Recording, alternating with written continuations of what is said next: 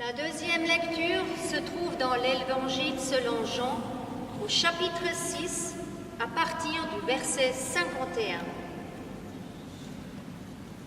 Je suis le pain vivant qui descend du ciel. Celui qui mangera de ce pain vivra pour l'éternité. Et le pain que je donnerai, c'est ma chair, donnée pour que le monde ait la vie. Sur quoi les Juifs se mirent à discuter violemment entre eux. Comment celui-là peut-il nous donner sa chair à manger? Jésus leur dit alors, en vérité, je vous le dis, si vous ne mangez pas la chair du Fils de l'homme, et si vous ne buvez pas son sang, vous n'aurez pas en vous la vie. Celui qui mange ma chair et boit mon sang a la vie éternelle. Et moi, je le ressusciterai au dernier jour. Car ma chair est vraie nourriture et mon sang vraie boisson. Celui qui mange ma chair et boit mon sang demeure en moi et moi en lui. Et comme le Père qui est vivant m'a envoyé que je vis par le Père, ainsi celui qui me mangera vivra par moi.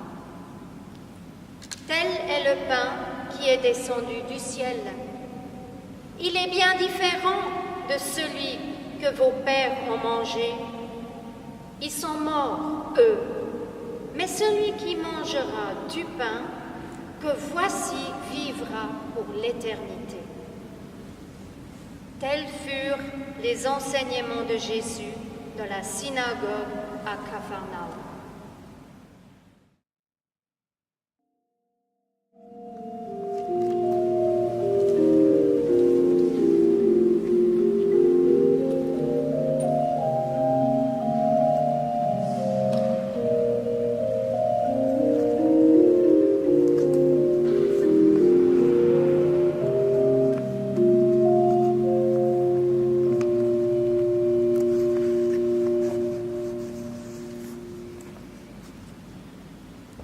Manger, boire, se nourrir.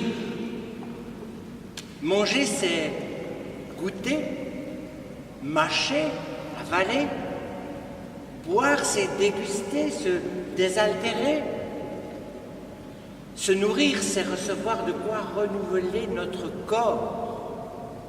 Vous savez, quand on ne mange pas ou on ne boit pas, on ne vit pas longtemps. C'est un besoin absolu, comme celui de respirer, et puis celui d'avoir un toit, d'avoir chaud ou de ne pas avoir trop froid. Trois conditions de base pour la vie humaine, et manger en est une, et on le sait. Pourquoi parler de manger ce soir? Eh bien, la réponse est dans la question, puisque c'est le thème de la liste des lectures bibliques qui nous est proposée de manière universelle aujourd'hui, méditer sur Jésus, nourriture de l'être intérieur, de l'être spirituel. Je ne sais pas si, comme moi, vous avez réagi, comme Tamara, quand on lit ce texte, on est choqué. Moi, je suis choqué. C'est limite gore, comme on dit aujourd'hui. C'est du sang, de la chair, ça fait un peu vraiment bizarre, et on peut comprendre les Juifs, les fameux Juifs qui viennent toujours pour récriminer un peu contre Jésus, eux pour qui le sang est complètement sacré, le sang des sacrifices. On ne peut pas jouer avec ça, on ne peut pas le boire. On peut comprendre aussi la réaction des païens, des Romains, au début du christianisme, dont plusieurs avaient accusé le christianisme d'être cannibale, anthropophage, manger et boire le sang de quelqu'un, puisque c'est effectivement les mots qui sont dits. Qu'est-ce qu'on peut faire avec ça de choquant? D'abord, la première chose, c'est de savoir que dans les évangiles, quand quelque chose est choquant, ça veut dire qu'il y a quelque chose de très intéressant à découvrir, quelque chose d'un peu caché, quelque chose qui va nous déplacer et déplacer notre regard. Suivons de manière toute simple Jésus dans cet épisode. Il commence par nous dire « Je suis ». Et vous le savez, quand Jésus dit « Je suis », il fait mention de cet événement au jardin, au buisson ardent dans le désert, quand Moïse demande à Dieu « Mais comment te nommerai-je » et que Dieu lui dit « Tu diras « Je suis » m'a envoyé ». Donc il y a au tout début ce rôle divin de Jésus, je suis. Je suis le pain. En Occident, et ça vient peut-être d'ailleurs du Proche-Orient, le pain est le symbole de la nourriture par excellence. Quand on dit on a le pain, ça veut dire qu'on a ce qu'il faut. Le pain qui est curieusement lui-même déjà quelque chose qui est de l'ordre d'une forme de violence. On a dû moudre le grain, on a dû mettre du levain qui changeait sa nature et on l'a cuit, on l'a mis au feu pour le bloquer et permettre à chacun d'entre nous de l'ingérer. Je suis le pain. Il y a déjà tout un programme dans le pain, ce pain qui est le fruit de la terre et du travail des humains, comme nous le disons au début de la Sainte Seine. Je suis le pain vivant. Et là, on change de plan. On décolle du plancher des vaches et on commence à entrer dans un domaine spirituel. Je suis le pain vivant qui descend du ciel. Et chaque fois qu'on voit ce mouvement de descente de Dieu parmi nous en Jésus, ce mouvement qu'on fait à Noël, on se rappelle de l'incarnation. Dieu devient chair. Incarnation. Le mot est dedans, l'incarnation. Et Jésus dit, celui qui mangera de ce pain vivra pour l'éternité. On pourrait dire vivra dans l'univers de Dieu. Et le pain que je donnerai, dit Jésus, c'est ma chair, donnée pour que le monde ait la vie. Et là, pas besoin d'être grand clair pour se rappeler que Jésus, donnant son corps sur la croix, il donne sa chair pour que le monde ait la vie. On peut dire que tout l'évangile est résumé par ces quelques mots. Quand on a compris ça et qu'on le vit, on commence à recevoir cette vie qui vient de Dieu. Mais ça vaut la peine d'aller plus loin et d'approfondir un peu la symbolique qui se trouve derrière ces paroles choquantes du Christ. Le texte nous dit en effet, les Juifs se mirent à discuter violemment entre eux en disant « Comment celui-là peut-il donner sa chair à manger ?» Et Jésus prend ces deux mots qu'on entend souvent, « En vérité, je vous le dis ». Ça veut dire que c'est quelque chose de très sérieux. Si vous ne mangez pas la chair du Fils de l'homme, si vous ne buvez pas son sang, vous n'aurez pas la vie. Celui qui mange ma chair et boit mon sang a la vie éternelle, et je le ressusciterai au dernier jour. C'est étonnant, parce qu'évidemment, il ne peut pas s'agir de quelque chose de concret au sens matériel. C'est donc bien quelque chose de spirituel. Et le mot que Jésus utilise pour manger ici, c'est le mot « mâcher ». Comme s'il fallait ingérer et ruminer longtemps cette parole pour qu'elle fasse un effet dans notre être. Et Jésus dit « ma chair est une vraie nourriture et mon sang un vrai breuvage ». En utilisant ce mot « vrai », il nous dit « c'est un breuvage fiable, c'est une nourriture fiable ». Il ne s'agit pas d'une vérité ontologique qu'on pourrait toucher, mais il s'agit de quelque chose sur lequel on peut construire. En vue de quoi? En vue de demeurer en Dieu. Et ce mot « demeurer », vous le connaissez dans la Bible, il est sur l'histoire du cep et des sarments. Si on demeure sur Jésus, porte du fruit. Voilà en substance, évidemment qu'il faudrait aller plus loin. La question que vous vous posez peut-être maintenant, c'est qu'est-ce que nous pouvons bien en faire de concret dans notre vie de ce texte qui nous dit que Jésus est une nourriture et une boisson. Alors on pourrait dire dans un premier temps, c'est une problématique ancienne. On ne fait plus de sacrifices chez les Juifs, il n'y a plus de sang qui coule, c'est à peu près fini. Mais ce n'est pas cette piste que je suivrai parce qu'elle a une actualité.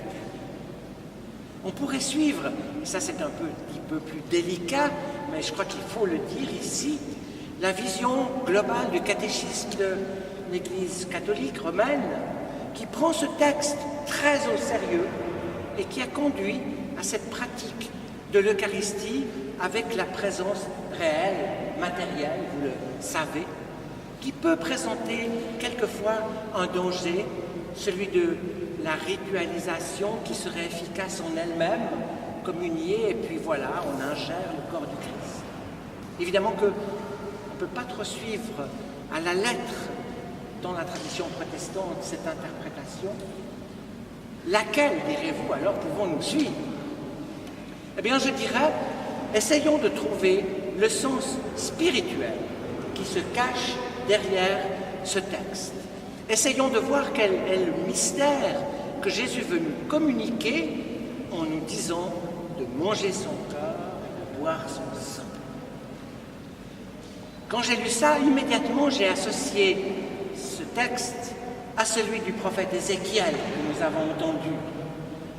Parce que dans le prophète Ézéchiel, Dieu lui dit « mange ce rouleau ». À l'époque, c'était des rouleaux. Maintenant, ce serait « mange ce livre ». On est aussi évidemment dans la métaphore. Et il dit ce livre, ce rouleau avait le goût du miel. Du miel. Une espèce de douceur. On sait et on croit que Jésus, c'est le Logos, c'est la parole de Dieu incarnée. On sait que la Bible nous révèle un peu de cette présence.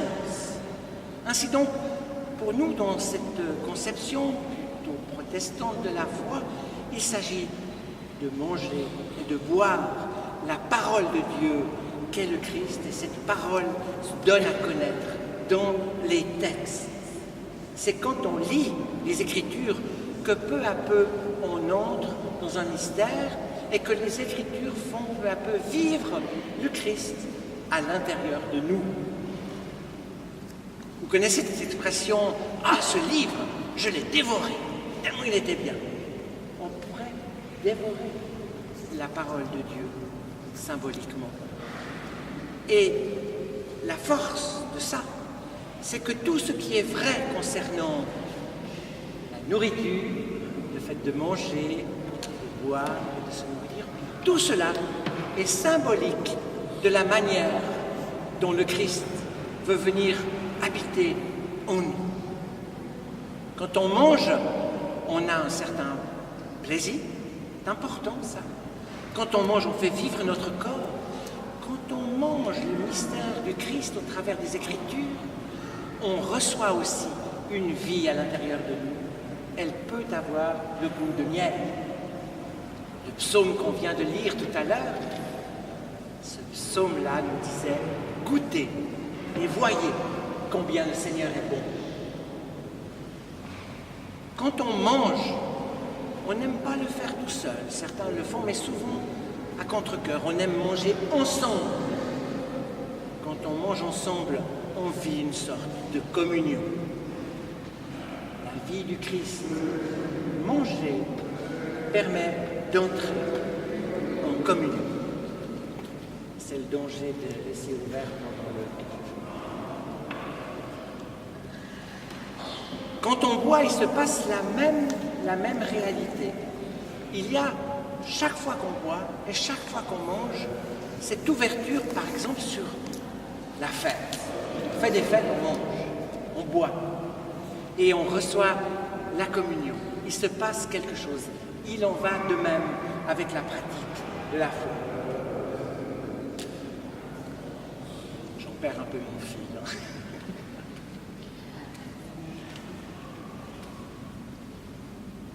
Voilà. Alors je crois